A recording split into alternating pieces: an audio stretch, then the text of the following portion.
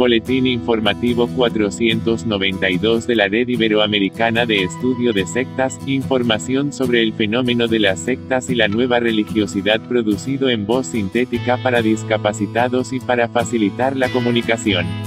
Disclaimer: algunas opiniones en los artículos podrían no ser católicas y estar en contra de la doctrina de la Iglesia, se recomienda discreción y discernimiento. 1. La gente sigue creyendo en la suerte, lo paranormal, el horóscopo. Fuente: Aleteia. Según un estudio oficial, 1 de cada 5 españoles se fía de lo mágico y supersticioso. Lo cuenta Luis Santamaría, miembro de la Red Iberoamericana de Estudio de las Sectas, RIES, en un artículo que ha publicado el portal Aleteia. Lo reproducimos a continuación. La Fundación Española para la Ciencia y la Tecnología, FECIT, organismo dependiente del Ministerio de Economía, Industria y Competitividad de España, presentó recientemente el informe de resultados de su 8 encuesta de la percepción social de la ciencia y la tecnología correspondiente al año 2016. A través de entrevistas personales realizadas en su domicilio a más de 6.000 personas, a partir de los 15 años de edad, durante 2 meses, los encuestadores han realizado un interesante repaso a todo lo relativo al conocimiento científico y a la tecnología en la población, logrando una fotografía del imaginario colectivo sobre estos temas. Algunos datos ofrecidos por el informe van más allá de lo meramente científico y, al repasar un elemento cultural tan importante como la denominada alfabetización científica, encontramos la valoración que hacen los españoles de lo que, desde el punto de vista del conocimiento, podríamos situar en el ámbito de la pseudociencia o incluso de la superstición. El ser humano no vive la realidad en compartimentos estancos, sino que acción, pensamiento, reflexión, creencias, sentimientos, se entremezclan de manera que unas cosas influyen en otras. Y aquí podemos encontrar lo relativo al pensamiento supersticioso o mágico. Los números del pensamiento mágico. El conocimiento científico avanza, pero los números muestran la necesidad que el hombre tiene de ir más allá de lo tangible y encontrar algo que dé sentido y coherencia a la realidad, una cosmovisión que integre lo que nos rodea y que haga posible situarnos ante el mundo, sobre todo en los momentos de dificultad y sufrimiento. Desde una óptica bastante optimista, el informe explica que la ciudadanía considera de forma muy mayoritaria que no sucede lo que pronostican los horóscopos, 83,9%, no cree en los fenómenos paranormales, 76,7%, no confía en los curanderos, 76,3%, no hay números o cosas que den suerte, 71,3%. Desde luego que las cifras indican una mayoría escéptica ante estas creencias populares, pero es importante que nos fijemos en el número de personas que sí las aceptan, dándole la vuelta a la cuenta. Así, en España nos encontramos con estos porcentajes de creencia mágica, supersticiosa o esotérica. El 11,6% de la población acepta mucho o bastante la afirmación de que hay números y cosas que dan suerte. El 16% se identifica algo con ella. El 8,6% de los españoles creen mucho o bastante en los fenómenos paranormales, y el 13,9% bastante. En cuanto a la confianza en los curanderos, se sitúa en un 8,3% de la población si hablamos de mucha o bastante, y en un 14,6% que confía algo en ellos. Y creen mucho o bastante que sucede lo que pronostican los horóscopos, un 5,5% de la población, y la creencia es más moderada en un 9,2%. Por lo que, a grandes rasgos, creen en la suerte que dan ciertos números u objetos el 27,6% de la población, confían en los curanderos un 22,9%, los fenómenos paranormales convencen a un 22,5% y se fían del cumplimiento de lo pronosticado por los horóscopos solo un 14,7%. Además, hay que tener en cuenta que los ciudadanos que se fían poco de estas cosas está en torno al 20% en todos los casos, el muy poco, postura más escéptica, supera siempre el 50%, por lo que todavía hay una parte más importante de la población que no descartaría del todo una posible realidad en estas cuestiones. Algo así como el, a verlas, haylas. Estos datos se complementan con los aportados con respecto a las pseudociencias. Respecto a la eficacia de los productos homeopáticos, son más los ciudadanos, 36,7%, que consideran que no son efectivos que quienes piensan que sí lo son, 26%. Mientras que en el caso de la acupuntura ocurre a la inversa, son algunos más los que consideran que funciona, 34,1%, que quienes creen que piensan que no lo hace, 27,3%. ¿Qué tienen que ver el sexo y la educación? Lo exhaustivo del informe publicado permite conocer otros datos interesantes, como que la creencia fuerte en estos temas siempre es superior en las mujeres que en los varones, o que la edad no supone demasiada variación. Sin embargo, es curioso comprobar que el nivel de estudios de las personas no siempre es señal de un mayor rechazo a las cuestiones mágicas o supersticiosas. Por ejemplo, en cuanto a los curanderos, sí se da esta situación, pues frente al 23,6% de las personas que no han llegado a alcanzar los estudios primarios y que confían en los curanderos, solo está el 2,8% de los que tienen estudios universitarios. Pero la creencia en los fenómenos paranormales, que solo convence al 5,9% de las personas con menos estudios, va aumentando algunos puntos según se sube en el nivel de formación, hasta caer al 7% en los que tienen estudios universitarios, lo que supone, de todas maneras, un punto más a pesar de la diferencia educativa. Pueblos anticuados y ciudades modernas. También es interesante lo relativo al hábitat en el que viven las personas. Frente a lo que se podría suponer, en una típica comparación entre lo rural y lo urbano en cuanto a formación, cultura y modernidad, todas estas creencias aumentan en adhesión según subimos en el volumen de las ciudades en las que habitan las personas. En el caso de los números y cosas que dan suerte, más del doble, del 8,1% que cree mucho en núcleos de menos de 10.000 habitantes, al 19,6% en las ciudades de más de medio millón, y en el caso de la confianza en el horóscopo, 4 veces más, del 2,7% al 11,6%. El estudio aporta otros datos curiosos, como que tienden a confiar relativamente más en los curanderos las personas residentes en hogares con ingresos mensuales de 900 euros o menos, los que se definen como católicos practicantes. Estos aumentan siempre la media de confianza en las cuestiones mágicas y supersticiosas, sobre todo en lo relativo a la suerte y a los curanderos, con un porcentaje que casi duplica la media. Además, los creyentes de otras religiones se identifican algo más en general con las pseudociencias. Comparando cifras. Estos datos son semejantes a los ofrecidos por otros estudios sociológicos que han abordado estos temas en España, y podrían compararse sin mucha dificultad a los obtenidos en otros países occidentales. Por ejemplo, el informe Jóvenes Españoles 2010 de la Fundación Santa María ofrecía hace unos años algunos números interesantes. Según aquel estudio centrado en la juventud española, el 19,8% cree en la reencarnación, un tema específicamente religioso que no se ha preguntado, claro está, en el informe sobre ciencia y tecnología. Consultados los jóvenes en el año 2010 sobre si hay o podría haber algo de verdadero en diversos campos del esoterismo, respondían afirmativamente con estos porcentajes: en los horóscopos y astrología un 34,7%, en las diversas formas de adivinación un 24,7%, en los curanderos o sanación por poderes un 18,7%, y en la comunicación con el más allá un 14%. Una situación preocupante. Así, pues, estimar en torno a un 20% de la población en general la creencia o, al menos, la cercanía a todos estos temas esotéricos, paranormales y mágicos, no es nada descabellado.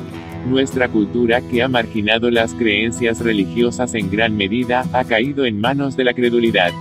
Urge no solo la información, sino, sobre todo, la formación, para evitar que este ambiente siga siendo un caldo de cultivo para la incursión en el mundo de la nueva religiosidad, con todas las patologías espirituales, psicológicas, familiares y sociales que trae consigo, de la captación sectaria y del abuso de situaciones de vulnerabilidad en muchas personas de toda clase y condición. 2. El obispo de Solsona prohíbe el uso de las iglesias para actos no cristianos y sectarios.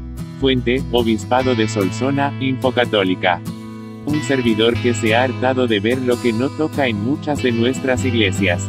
Así finaliza Mons. Javier Nobel, obispo de Solsona, España, la glosa carta, del pasado domingo 30 de abril, donde aborda la necesidad de establecer criterios para el uso de los templos católicos en actividades no litúrgicas. Por un lado, recoge la posibilidad de ofrecer conciertos de música sacra. Pero por otra, habla de una progresiva incorporación de composiciones profanas y, más puntualmente, representaciones, fiestas, charlas y hasta actos sectarios.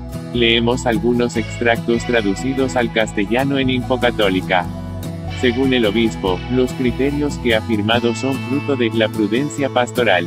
A lo largo del texto destaca el carácter excepcional de las actividades que no son estrictamente destinadas a rendir culto a Dios, por lo cual considera que conviene restringirlas. Hoy, a diferencia de la época en que comenzó este fenómeno, hay teatros y locales sociales en todos los pueblos, apunta en la glosa. En el documento también pide hacer la pedagogía necesaria para con los promotores de los actos extralitúrgicos no adecuados para que comprendan que, a pesar de la costumbre creada, deben buscar otros espacios más adecuados. Prohibidos los actos religiosos, interreligiosos y no cristianos. El documento anuncia de forma concisa en los puntos 2 y 3 la prohibición de el uso de las iglesias y capillas para actos religiosos no cristianos, y para actos interreligiosos. En la presentación inicial del texto dice que las últimas migraciones han llevado, en nuestras villas y ciudades, personas de otras confesiones cristianas y de otras religiones. Y, aunque defiende la cesión puntual o temporal de iglesias o capillas a las comunidades ortodoxas o de otras confesiones cristianas orientales, lamenta alguna cesión para actos sectarios o de carácter religioso no cristiano. Mons. Nobel también establece unos prerequisitos para actos que no sean organizados y promovidos por la misma parroquia. Entre ellos se encuentra la necesidad desde presentar una solicitud por escrito, explicar los motivos por los que se pretende cobrar entrada en caso de que no sea un acto gratuito, y la necesidad de retirar la hostia consagrada del sagrario durante la actividad. El obispo de Solsona habla del ritual de la dedicación de una iglesia y menciona la regulación del uso de los templos de acuerdo con el derecho canónico. De la normativa vigente se deduce que los templos no pueden ser considerados como lugares públicos disponibles para cualquier tipo de actividad. También dedica uno de los puntos a hablar de los templos que mantienen culto de forma habitual y que son propiedad de entidades civiles o que han sido cedidos establemente. En caso de proponer actos abiertamente contrarios a la santidad del lugar, pide, entre otras cosas, revocar la cesión del templo o cesar el culto. Mons. Nobel cierra el documento con un llamamiento a hacer pedagogía religiosa. Animo a ayudar a todos aquellos que por ignorancia desconocen que las iglesias y las ermitas son el lugar donde los fieles alabamos y damos gloria a Dios. 3. Sacerdote mexicano advierte sobre las sectas que se aprovechan de las personas. Fuente, Milenio. Hay sectas que aprovechan los momentos de vulnerabilidad de las personas para desfalcarlos, señaló el párroco de Pueblo Nuevo, San José del Rincón, México, Javier Ramírez, quien señaló que la falta de conocimientos y preparación respecto a la religión católica ha generado que la gente se vaya con otros grupos. Lo leemos en Milenio, en un artículo firmado por Viridiana Martínez. Refirió que hoy en día se han perdido los valores y el interés por conseguir los sacramentos en la religión católica después de prepararse. Explicó que ahora la gente solo quiere recibirlos y no realizar los procedimientos correspondientes como tener pláticas así como leer al respecto y verdaderamente formarse en los conocimientos y en la fe. Cuando esto no existe, entonces es fácil que los convenzan otras personas para irse con otras sectas porque desconocen sobre su religión. Sobre todo cuando los feligreses tienen a algún familiar enfermo es cuando aprovechan las sectas para darles apoyo e incluso los favorecen con recursos económicos. Sin embargo, con el paso del tiempo todo es a la inversa al grado de quedar en la pobreza para pagar los diezmos que les piden utilizando la fe de los creyentes a su favor.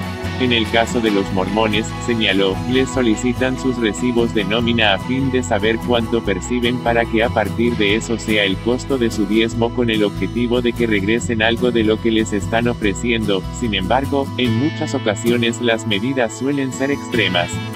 Respecto a la creciente población que profesa cultos a la llamada Santa Muerte, refirió que en realidad es el reflejo del miedo que le tienen y por ello es que la adoran, pero por el temor que les produce morir. Señaló que la toman como una diosa, pero en realidad es parte de la vida y la religión católica promueve la vida y conforme a la Biblia Jesús venció a la muerte, por lo tanto no es algo a lo que la población debiera temer, pues no es el fin de la vida sino el paso hacia otra etapa. Invitó a los feligreses a fortalecer su fe, a no caer en fanatismos y cuidar también su patrimonio sin por ello dejar de ser bondadosos y caritativos. 4. La Iglesia Copta de Egipto advierte sobre los testigos de Jehová. Fuente, Fides. El Departamento Doctrinal de la Comisión Episcopal Copta Ortodoxa encargada de la pastoral ha advertido a sus fieles de la actividad de los testigos de Jehová en Egipto. En un documento oficial, publicado también por los medios locales, el Departamento Doctrinal Copto Ortodoxo especifica que los testigos de Jehová son una secta no cristiana fundada en los Estados Unidos, cuyos orígenes se remontan al siglo XIX, y cuyos adeptos no reconocen la divinidad de Jesucristo. Informa de ello la agencia Fides. El mismo departamento doctrinal ha dado la voz de alarma en particular sobre artículos y mensajes publicados en el sitio web árabe titulado Ortodoxia y Biblia, informando de que detrás de las actividades del sitio en línea están los testigos de Jehová, y su propósito es el de confundir las almas de los cristianos para alejarlos de la fe custodiada y propuesta por la Iglesia Copta. Mientras tanto, el patriarca copto ortodoxo Tawadros II, en visita a Kuwait, unos días antes de la visita del Papa Francisco, ha reiterado que los ataques terroristas contra los coptos están dirigidos a sabotear la unidad nacional entre los miembros de la población egipcia, señalando que la violencia de las redes terroristas no golpea solo a los cristianos, sino también a las fuerzas armadas, a la policía y a los ciudadanos musulmanes. El Papa Tawadros ha expresado su confianza en la capacidad de los egipcios para resistir al diseño perseguido por los terroristas, repitiendo que en Egipto la convivencia entre cristianos y musulmanes existe desde hace 14 siglos. No dan cifras. Según las estadísticas publicadas en el último anuario de los Testigos de Jehová, la secta cuenta con algo más de 1,5 millones de publicadores, el nombre dado a sus adeptos por su labor bien conocida de proselitismo en el continente africano. De ellos, se desconoce el número de testigos egipcios, ya que no aparece este país en su estadística mundial anual. Sin embargo, la propia página web de la secta reconoce su presencia en el país, pues ofrece un número de teléfono para contactar con su servicio de información sobre hospitales, en Egipto, un departamento de la confesión religiosa para tratar los temas relacionados con las transfusiones de sangre y sus miembros, aunque el prefijo corresponde a un teléfono italiano. 5. La Iglesia Católica en Rusia critica la prohibición de los testigos de Jehová. Fuente Catholic Herald, Infocatólica. El Tribunal Supremo de Rusia declaró a los testigos de Jehová un grupo extremista, y ordenó la confiscación nacional de su propiedad, tal como hemos informado detalladamente en los números anteriores de Informes. Pues bien, según informan el Catholic Herald e Infocatólica, la Iglesia Católica de Rusia condenó la decisión de la Corte Suprema de proscribir a los testigos de Jehová y advirtió que el movimiento aumentará los temores de nuevas restricciones a los derechos católicos. Iglesias como la nuestra no reconocen a los testigos de Jehová como cristianas y no dialogan con ellos, pero debemos distinguir temas teológicos de derechos legales, dijo Igor Kovalevsky, secretario general de la Conferencia de los Obispos Católicos de Moscú. La situación en Rusia es compleja y difícil ahora. Hay muy fuertes recelos entre los católicos que nosotros también podemos estar enfrentando, si no persecución, al menos nuevos actos de discriminación y límites a nuestra libertad religiosa, dijo. Un fallo del 20 de abril de la Corte Suprema calificó a los testigos de Jehová como una organización extremista y ordenó la confiscación nacional de sus propiedades. Mons. Kovalevsky dijo a Catholic News Service que la Iglesia Católica no podía entender qué actividades podían considerarse extremistas, agregando que todos los grupos religiosos tenían derecho a existir y desarrollarse en la Federación de Rusia, si no violaban la ley. La ley debe aplicarse justamente a todos. La ley puede ser difícil, pero sigue siendo la ley. Creo que el gobierno debe a todos una explicación precisa de por qué este grupo está siendo prohibido, dijo Mons. Kovalevsky. Los testigos de Jehová se registraron en Rusia en 1991 y se volvieron a registrar en 1999, pero se han enfrentado a detenciones regulares y allanamientos policiales por entregar folletos y predicar puerta a puerta. Sus miembros han sido asaltados y sus propiedades fueron vandalizadas. El fallo de la Corte Suprema imponía multas de hasta $10.700 y hasta 10 años de cárcel por cualquier persona involucrada en las actividades de los testigos de Jehová. Mons. Kovalevsky dijo que aunque no hay señales de que la Iglesia Católica sea tratada como los testigos de Jehová, el gobierno necesita tranquilizar a los ciudadanos respecto a que se mantendrá la libertad de conciencia. Los testigos de Jehová tienen el mismo derecho a defender su dignidad y su fe que otros ciudadanos, dijo. Aunque la defensa de los derechos humanos no es nuestra tarea principal, la Iglesia Católica defiende el derecho de todos a la libertad de conciencia. 6. Víctimas de abusos sexuales de los testigos de Jehová se organizan a nivel internacional. Fuente, El Periódico. No queremos derribar la Watchtower, nombre abreviado con el que se denomina la Watchtower Bible and Tract Society, el cuerpo gobernante de los testigos de Jehová ubicado en Estados Unidos, sino tan solo denunciar que esta organización religiosa tiene una política que hace mucho daño a las personas y que, además, es ilegal, explica Trey Bondi, un periodista del CIR, Center of Investigative Reporting, que ha pasado los 3 últimos años de su vida investigando este credo.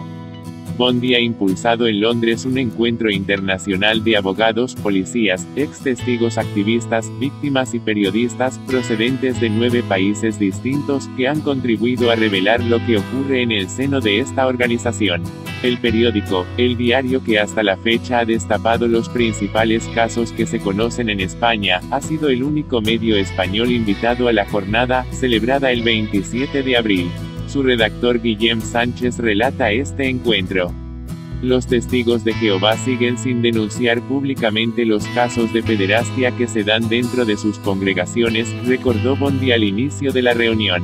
Por eso era necesario dar un paso más para conectar a profesionales de distinta procedencia que puedan seguir trabajando más coordinadamente para lograr que eso cambie. Gobiernos indecisos.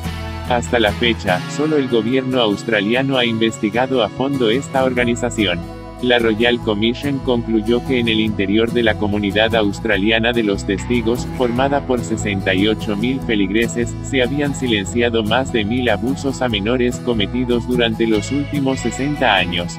En Inglaterra se ordenó a la Charity Commission que inspeccionara a los testigos, que recurrieron la decisión hasta que el Tribunal Supremo la desestimó definitivamente, instante en el que la organización dio orden de destruir documentación sensible. Más expeditiva en sentido contrario ha sido Rusia, que acaba de prohibir esta organización. España, de momento, no ha movido ficha. El gobierno de Estados Unidos tampoco ha mostrado ningún interés en actuar, recuerda Bondi. Y en los juzgados, la organización ha optado por pagar multas millonarias para desobedecer los fallos de magistrados que les han ordenado entregar documentación sobre casos de pederastia. No respetan las leyes de los hombres, sentenció Irwin Salkin, un abogado estadounidense que ha llevado varias demandas civiles contra esta confesión, durante su intervención en Londres. Publicar el archivo de abusos. En todo el mundo hay más de 8 millones de testigos de Jehová.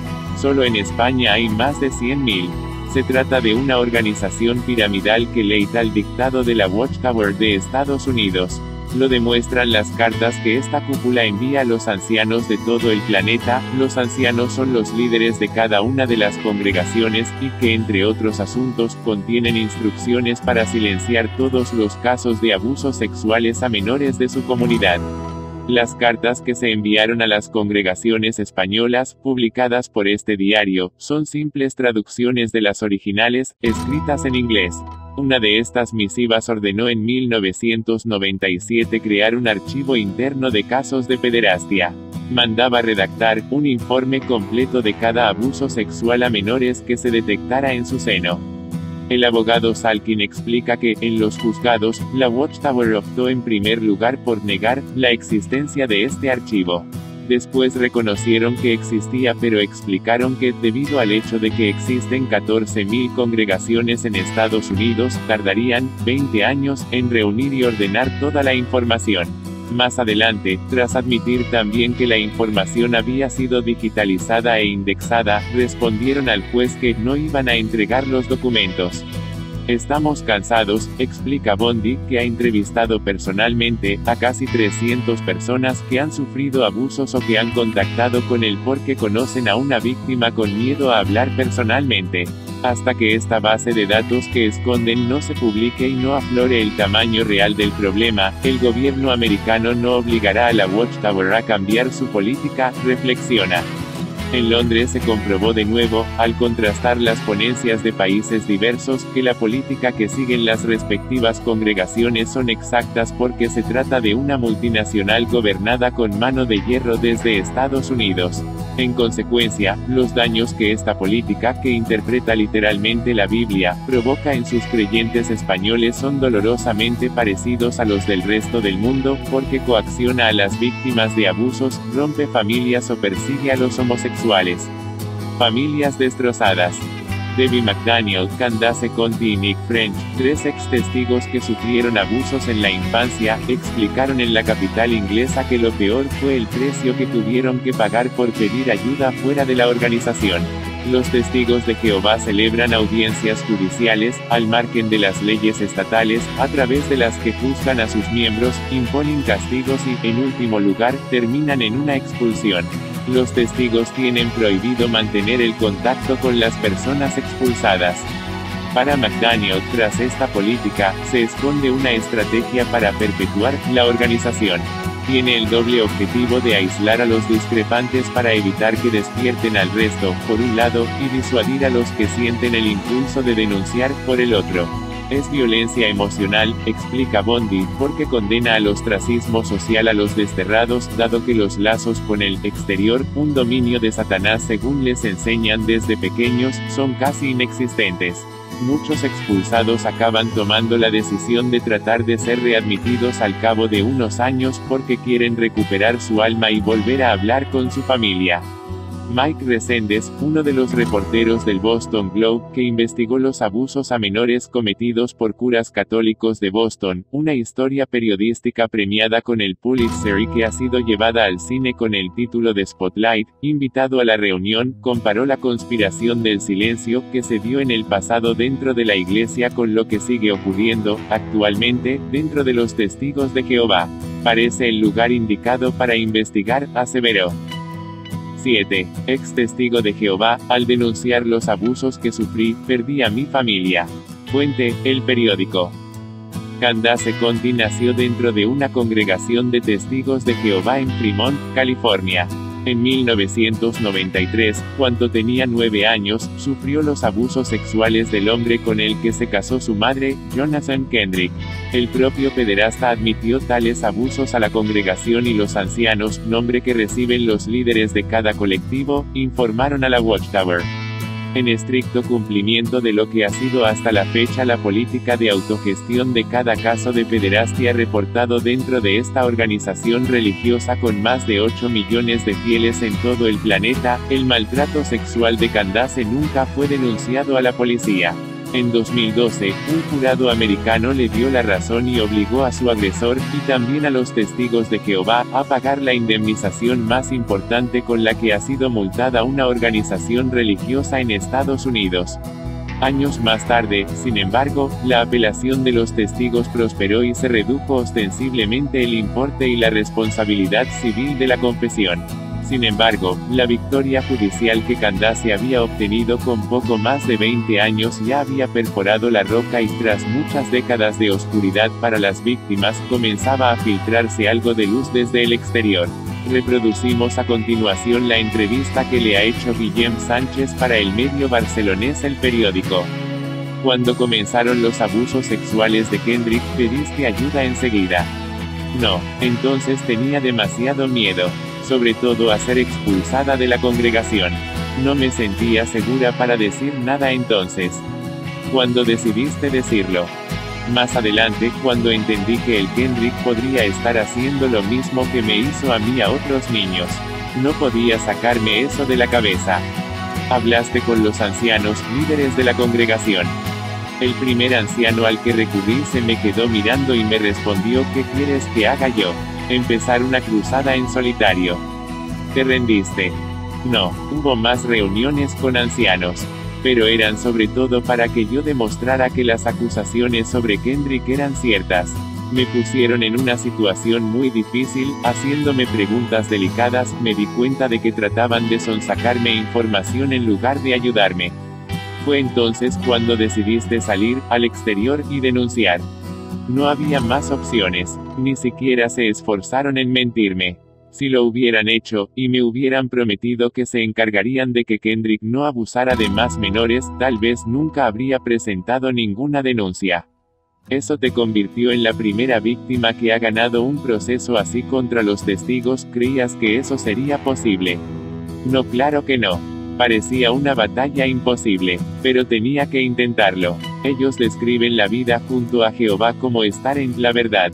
Yo sentía que con mi verdad me estaba enfrentando a todo eso. Con el tiempo, has ido tomando conciencia de la importancia que tiene la victoria que lograste. Un poco, pero espero que sirva todavía más. Si todo aquello permitió proteger al menos a un menor de sufrir lo mismo que yo, entonces todo esto habrá valido la pena. ¿Confías en que habrá más sentencias como la tuya en el futuro? Claro, yo no puedo ser la última. ¿Te asustó la repercusión mediática que tuvo tu caso? No demasiado. Estaba más preocupada por otra cosa, por la posibilidad de perder a mi familia en cuanto se hiciera público que había presentado esta denuncia. Eso me asustaba mucho. Y yo sabía que en cuanto se supiera, sucedería. Porque para la organización mi demanda significaría que yo estaba atacando a los testigos de Jehová. Ocurrió. Sí, los perdí a todos. Excepto a mi madre y a mis abuelos. Qué duro. Sí, y yo nunca ataqué sus creencias. Todo el mundo tiene derecho a creer en lo que quiera. Nunca le diría a nadie que lo piensa es malo. Solo dije que tal vez las cosas deberían hacerse de un modo distinto dentro de la organización para proteger a los menores. ¿Crees que algún día tus familiares lo entenderán? Tengo esa esperanza. ¿Te arrepientes de haber tomado la decisión de enfrentarte judicialmente a los testigos de Jehová? No. 8. México, denuncian abusos y torturas en una secta que anuncia el fin del mundo. Fuente, La Jornada Maya. La secta de los ítalo-apocalípticos de Sur volvió a ser objeto de atención de los focos mediáticos, después de que la italiana Simona Novelli acudiera a la Fiscalía General del Estado, FGE, de Yucatán, México, a denunciar el secuestro y tortura de sus hijos, además de amenazas a su persona. Así comienza el artículo que con el título, Tortura en nombre de Dios, ha escrito Eduardo Guiteras Sentíes en La Jornada Maya. Simona Novelli no es una italiana cualquiera, o una más de la secta, fundada por la mexicana Carolina Salce. Simona, quien estaba al menos desde 2012 en Yucatán, era portavoz del credo. De hecho, en diversas entrevistas con medios de comunicación locales, aún disponibles en la web, se identificó de tal forma mientras, sonriente, mostraba algunos aspectos de la comunidad que erigieron el Sul, y que llamó la atención de medios nacionales cuando se comenzó a hablar de que anunciaban el fin del mundo. Acusaciones graves. A contrapelo de lo señalado hace algunos años, presentando a la secta como una armoniosa comunidad en medio de la selva, Simona lanzó acusaciones que se han repetido en numerosos casos, de los que hemos documentado varios con nombres y apellidos entre México e Italia, abusos, violencia y acoso cometidos por los miembros de la secta y la misma Carolina Salce. Y en efecto, el otrora rostro sonriente de Simona era sollozante y desesperado cuando acudió a pedir ayuda a la FGE. Un grupo violento de unos 30 italianos la acosaba, inclusive en el aula del Poder Judicial, tras haber irrumpido en su casa y agredido a un periodista de Telesur. 3 de ellos fueron encarcelados por unos días, tras meterse ilegalmente en el domicilio de Simona. Explicó que pasó casi un año sin tener contacto con sus hijos, secuestrados por los apocalípticos de Sul, como se publicó en un cuadernillo en 2014, con una amplia investigación realizada entre México e Italia, sin que le permitieran verlos. Recupera a sus hijos. Novelli denunció también torturas por parte de los miembros de la secta, pues la amarraron a una silla, según dijo, y señaló las maniobras para intentar hacerla pasar como loca por su marido, quien aún milita en la organización. Tras estas denuncias, Simona obtuvo la custodia de sus hijos en el Juzgado Primero de Oralidad Familiar en Mérida el pasado 28 de abril, en un sorprendente giro del caso de sustracción de menores llevado a cabo por la secta de Sul. Debido seguramente a la presión mediática del caso, y a que involucra extranjeros, la juez dio la custodia a la madre, quien por fin recuperó a sus hijos de 2 y 3 años, ese mismo día. La juez analizó el caso y se apegó a derecho estrictamente, según explicó su abogada, Dariana Quintal Narváez, experta en la materia, y quien ha llevado varios casos similares. Una de las causales por las que se determinó el cambio de custodia fue que el marido incumplió en presentar a los niños al Secofai, señaló Quintal a las puertas del mismo tribunal. De acuerdo al mismo Código Familiar, cuando hay un incumplimiento a un mandato judicial, automáticamente se debe revocar la custodia al padre que en ese momento tenga la custodia provisional, explicó Quintal Narváez. Pero no todo termina aquí. Según nos dijo Simona, fue amenazada por su todavía marido, de quien ahora buscará la separación. Es decir, para ellos, el caso no estaba concluido. Una secta entre Italia y México. Según la investigación realizada en Italia, Carolina Salce obtuvo el 23 de junio de 1989 un acta pública para operar el centro en el idílico lago italiano de Bracciano. El 12 de junio de 1992, las autoridades de ese país aprobaron su constitución como asociación y ente moral, con un decreto del Ministerio del Interno, equivalente a la Secretaría de Gobernación. Sin embargo, en 1998, el mismo ministerio dio a conocer una lista de las sectas consideradas peligrosas que operaban en Italia. Entre estas se encontraba la organización fundada por Salce, quien puso pies en Polvorosa y regresó a México tras saber que había sido acusada de fraude y plagio.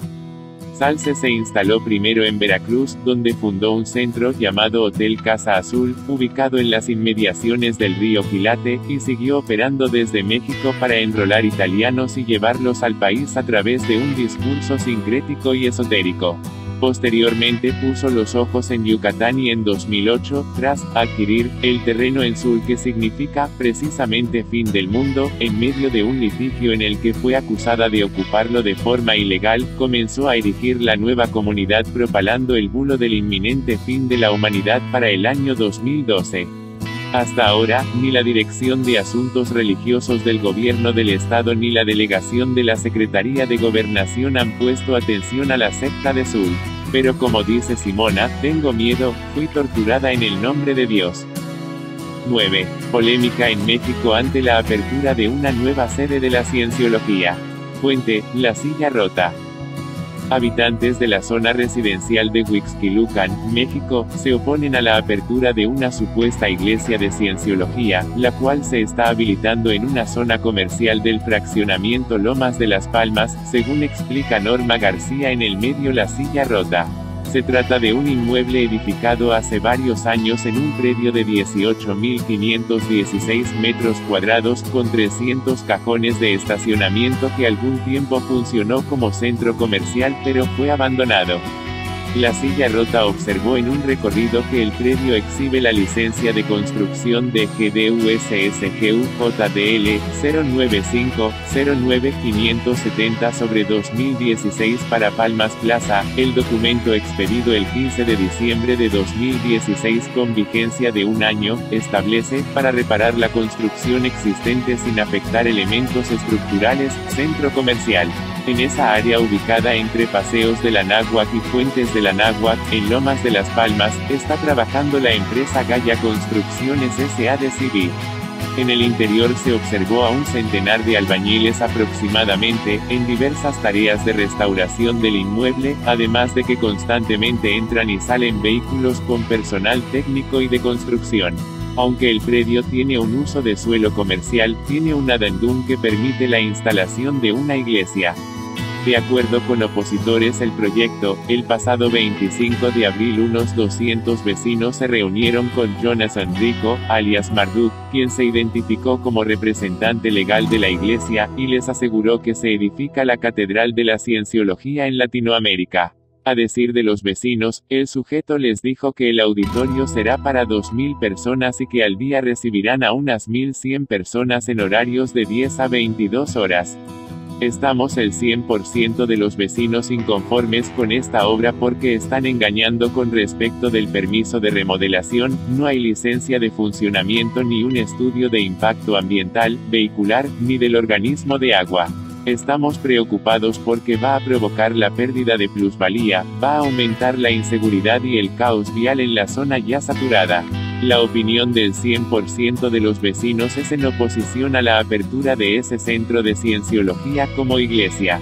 Tenemos temor de que la autoridad sea sorprendida por un proyecto que no está legalmente sustentado en una zona que no lo soporta, dijo Eugenio Olvera, habitante de la zona. El colono entrevistado señaló que la cienciología no está reconocida en México como asociación religiosa por parte de la Secretaría de Gobernación, por lo que no puede operar como iglesia. Acusó que se trata de un negocio con fines de beneficios fiscales, cobijado en la figura religiosa. La secta se defiende.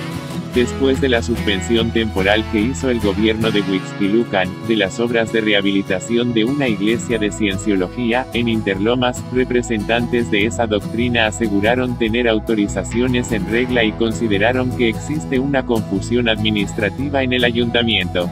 La Dirección de Desarrollo Urbano Sustentable colocó al menos 10 sellos de suspensión en el exterior del predio en Lomas de las Palmas, donde se rehabilitan y acondicionan las instalaciones para los llamados Scientologists.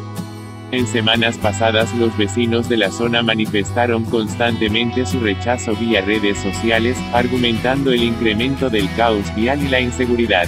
En entrevista con La Silla Rota, Jonathan Rico, representante legal de los cienciólogos, aseguró tener la documentación vigente, y se dijo consciente de la problemática que acusan los vecinos.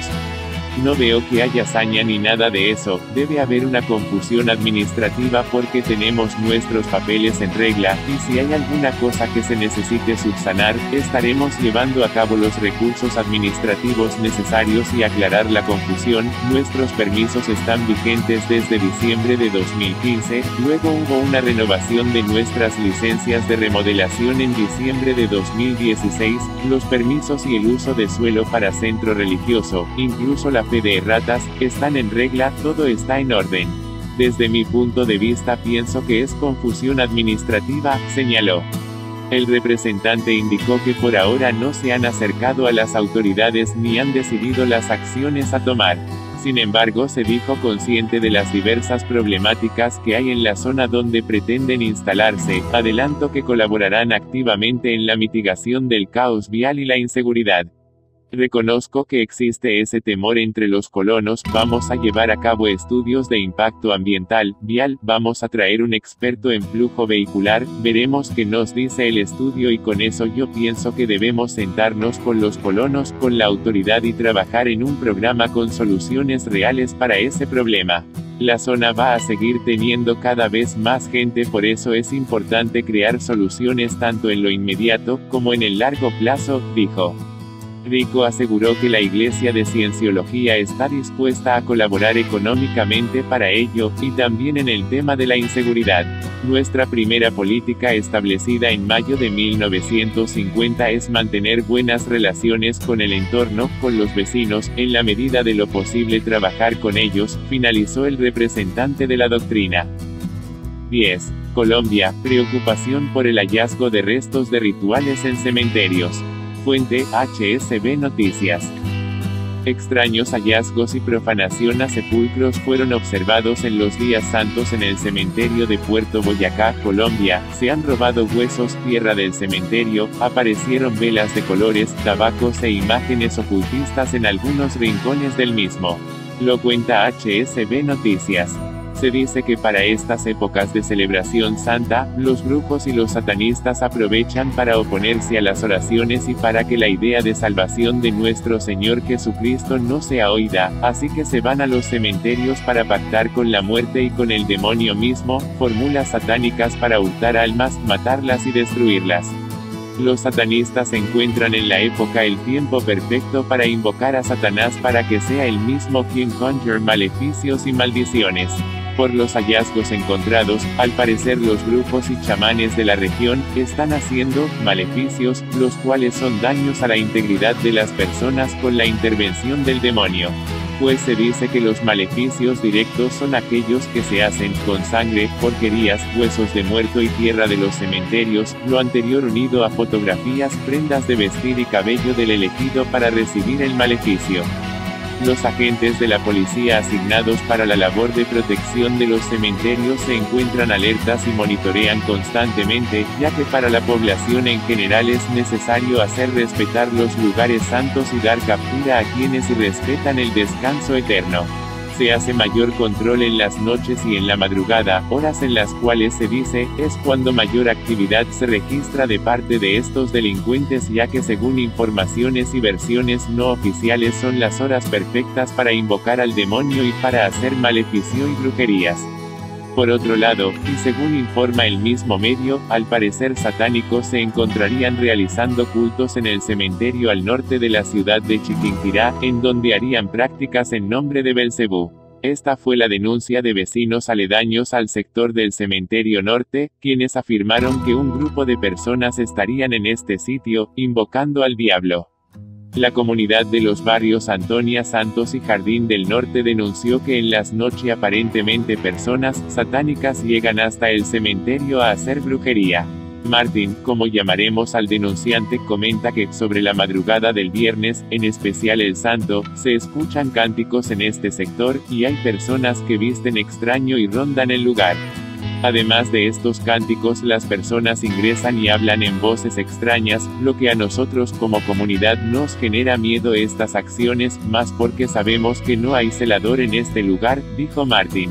Habitantes de este sector del norte de Chiquinquirá pidieron ayudas a las autoridades para que se hagan cargo de la vigilancia de este sector, el cual está siendo visitado por satánicos.